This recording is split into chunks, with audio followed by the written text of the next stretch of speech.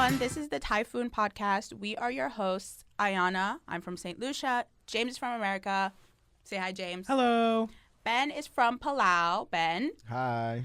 And Jacinda is from Taiwan. Hi, everyone. So our podcast is a intercultural exchange with foreigners and local Taiwanese students, expressing our integration into Taiwan society and also the local Taiwanese opinion on foreigners in Taiwan and how we interact with each other. Yeah. So in today's show, we're going to tell you about a unique experience that we got to participate in.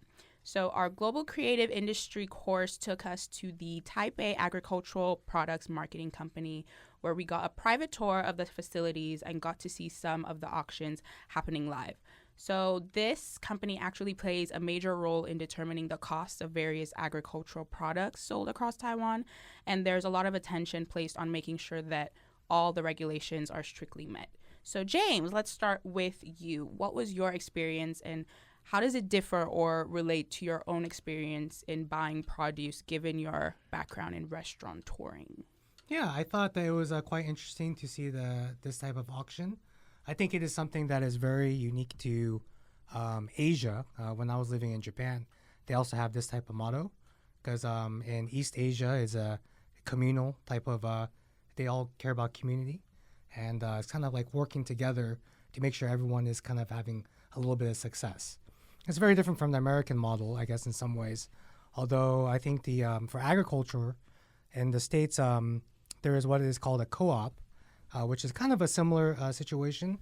There's also farmers markets, of course, but it's not the same type of scale that we saw at this Taipei auction. The Taipei auction, literally, it feeds all of Taiwan. Taiwan is not a big place, so they're able to do that. But from these two hubs that they have in Taipei, all of the small farmers, big farmers, they can all have, consolidate all their product in one location and then get it shipped out to wherever they need to go. So I thought that was a really, really, really cool one. And I think this is really something unique to just kind of Asian culture in general. Try to make sure everyone kind of helps each other out, right? Yeah. So so these industries, even if you're a small farmer, you're not kind of left behind. So I think that was kind of beautiful. It was nice. Yeah. So Ayana, you also go to the auction, right? Yeah. I am curious, does St. Lucia also grow the same agricultural product like where you saw in Taiwan? Well, even though Taiwan and St. Lucia are pretty similar in climate, there are a lot of similar things that we grow, but I think that Taiwan definitely has more variety, and I would say some special things like maybe, what do you call it, bitter melon? Oh, Bitter Bitter gourd? Right? Bitter gourd. Like, I think we have a lot of root vegetables in St. Lucia, but I feel like Taiwan has more of a diverse kind of landscape in maybe the way that the soil works, so they're able to grow a lot more in terms of a variety of fruits and veggies than St. Lucia. So that's what I noticed. True. Yeah. Are there also auctions in St. Lucia as well, or? Definitely not on the scale that Taiwan has. I think if we have an auction, it's maybe like for a special occasion or something. But I don't think our buying and selling process of produce is as complex as in Taiwan. Ben, what about Palau? Given our tour of the company, does this process differ from Palau? Does Palau also have auctions, or do we have like similar fruits and veggies as Taiwan in Palau? Starting with the fruits and veggies, we have some similar fruits and veggies, but Palau, most of our vegetables are actually imported. Most of it used to come from exclusively America for the longest time, but now that we're friends with Taiwan, now we have fruits and produce coming from Taiwan. When you're in Palau, when you go grocery shopping, do you notice an increase in Taiwanese like produce or goods? Yeah. You do? It became very apparent. Yeah, I didn't really know. Like, in the beginning, you wouldn't notice. Yeah, and now I've been living in Taiwan, so now I can kind of read a little bit of Chinese. So now when I go, I'm like, oh, cool, this is from Taiwan. Right. Is there like any like special things that you can only buy in Palau that's from Taiwan? Because I think earlier you were saying that your mom really likes persimmons. Oh, yeah. Yeah, and they're very rare in Palau. You Right. get like 1 or 2 boxes, and my mom would go and buy like one whole box Mm. and store it at our house, and she'll keep it. And that's like from Taiwan or that's grown in Palau? That's from Taiwan. Okay. Yeah, what's crazy is even in Palau we have mangoes. We have a mango tree at the back of our house, but my dad still goes to the store to buy Taiwanese mangoes. Is it better? Do you think they're better? He says it's better. I think they taste the same, but I don't know. Really? Maybe it's imported. That's why he likes it. But In Palau, there's no vegetable or fruit that's native there. That's like kind of famous or abundant. coconuts. Oh, coconuts. Yeah, we used to export a lot of coconuts. Right. Okay. So, but now not anymore. that's about it. I do know that there is actually a YouTuber. He's French, named Ku. Do you guys know him? Ku? Yeah, Ku. Ku Dreams. Ku's Dreams. No. No. Okay. So he's a YouTuber in Taiwan. But because he, like, how can I say that? There's one episode that he do. He flew to Palau, and then he tell a bunch of the people over there to grow taros there. I don't know if you Taro? know that. Yeah, taro. Yeah, we have taro. That's like our main source of starch in Palau. I was gonna get there for the auction thing. We don't really have like an auction, and there's not really a person who regulates. Like, there's one big market in Palau. It's called Magit, Mm. and there's like one place in the middle. It's in the main city, Koror. It's called Arungl Park. Arung. Alun. Arungl. Arung. Alum. Arungl. Arung. Okay. Yeah, and Cool. people go there, and like as long as you have like food handler's permit, and you don't even really need a business license, as long as you're permitted to handle food, you can set up shop and sell food. It just depends on what scale you're selling at. Mm. You're selling at a big scale, you're definitely gonna need a permit. But like if I'm like an auntie who has like a small farm and it just wants to sell a couple of her like taro, she'll just go and just bring it there, and then people would just buy it. Mm. But then if it's on a larger scale, then I mean, there's no really large scale for local products. okay. And if there is, it wouldn't be at like those kind of markets, because that's not where the money is. Okay, Right. I see. You'd Right. want to be directly selling to like restaurants, or the market is mainly for just people to buy, like as a It's a farmer's consumer. market. Yeah, Like a farmer's Farmers market. market. Yeah. Like I've noticed traveling around Taiwan that a lot of the farms here, they're if they're family owned or if they're kind of like privately owned or whatever, you'll see the farm, but you don't see any much more. They're not promoting their farm. No. Like in the States, the farms, it's kind of they make it an attraction. Like they're marketing. Yeah, in Yeah. in California especially, 'cause every farm's for themselves, right? They're all hungry for money. They're so then it's quite common in the States to go to farms, and you'll do like activities like picks, right? Like pick your own berries, and of course the farm is making money off this as well, but they try to make it into an attraction. Yeah. They make their own jams, they make this and that, have their own gift shop. And it's very obvious from the packaging Yeah. and the way they design their stalls too. Yeah. Well, the way of selling the product is different. I mean, going to one location and asking them to help sell for you and auction it is, of course, a really kind of convenient way to do things, right? And maybe because the U.S. is such a big place as well, it's not that easy to do that. But kind of every man's for himself, right? So I think that this system in Taiwan is quite good. It kind of supports all of the farms. Yeah. Yeah.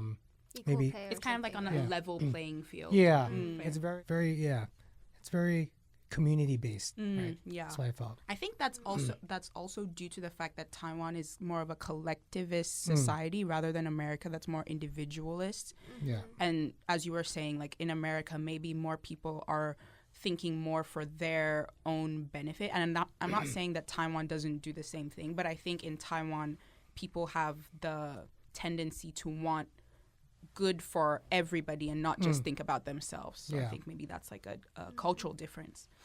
Okay. So Jacinda, did you know about this company before? Or did you know that this company controls the price of all the fruits and veggies that you eat in Taiwan? So I do know about this company. I've heard of it before, but because from my background, I don't really have any people that are doing agriculture for their like own living and earn money from this part. So I don't really know that there's an auction every morning at that time. And but it's cool to know that, well, because all the time when there's like a typhoon coming, you know, the price for the vegetables or fruits, they will raise up really high, like go up really high. So for what I think of all the time is that, well, it's because of the typhoon, and so that it will happen to that. Well, it's true, but I don't know whether there is really this kind of company that helps everyone to, you know, stable the price all the time. Also, there is actually a famous politician in Taiwan that also come from this background. Probably this is the second time or recently that I've heard of this name, the company. So I think that's all. But mostly I feel like, because in our textbooks or other people, I feel like in daily lives we won't really talk about this. No, I don't really know that much. But it's such a pity that I didn't go. We have a better understanding of how How it works. Right? Also, I don't think we mentioned they're also in charge of making sure these vegetables are safe. And Yes, I was just good about quality. to say, There's like an entire lab that makes sure that everything is according to the code, and if it's not, They crush it. They crush it and they destroy it and they run over it so that it can't be put into circulation. And also, I don't think we mentioned that this auction takes place at 4 a.m. So bright and early before, you know, vendors have to sell the actual produce, they bid for it and then they go to sell it or distribute it wherever they need to. So that was interesting. I think our takeaways, I'll start. So I think from this experience, first of all, I don't think I would want to do it again. Wake up that early to go to an auction. Secondly, I think I didn't expect there to be so many regulations involved in the process. I guess because where I'm from, I'm used to kind of what Ben was saying, that you kind of just come to the market and you sell what it is that you want to sell. Of course, you need to have like some sort of certification and whatnot, but there's no lab in our markets where they test certain things. So yeah, it's kind of like trust between the consumer and the seller. Also, I think that the facilities are also quite advanced. It wasn't quite what I was expecting. I kind of expected to go to this open air market and then in the middle of it, there was this guy that started, you know. with the bell. Yeah, with the bell. But it was like quite advanced in the way that it's very temperature controlled, and also the auctions, it's on computers. It's not just someone speaking and writing something down. It's computerized. So that was really cool to see. Yeah, you definitely got to see it, the strong side of Taiwan when it comes to kind of using tech into this type of industry, right? Because the auction was definitely cool. Everyone had their own. It was kind of silent. Yeah. Everyone's just doing it on their I don't know what that was. That was Some sort of device. Their beepers. Beeper, yeah. The only noise that you heard was the little motor vehicles going back and Moving forth. around, yeah. But when it came to the actual auction, there wasn't anyone like screaming or anything like that. So I think that's also another point of how Taiwan is just continuously integrating tech into all industries. How about you? Yeah, even it was cool to see the safety checks that they did. They had one of the people in the labs come out and talk to us and explain to us the process. It's a very long and strenuous process that they have to do, and it was good to see that how advanced they've come, that they can just check and in like an hour they'll know if there's too much pesticide or if the quality of the fruit is not good. That was really cool to see. And then they've also integrated AI already in that, which is also another thing that I thought was pretty cool. This is also new to me. Like, all of you guys have been talking about tech and also AI. That's pretty new. I didn't even know that the company was doing that. But I do know that the company have a website that people can go on to check all the different kinds of fruit and vegetables, what are their price for today and maybe probably for tomorrow. And then they will, keep on updating all those different kind of prices on that. Yeah. That's it for the agricultural field trip that we went on, everybody. Thank you for tuning in, and stay tuned for our next episode. Bye. Bye, guys.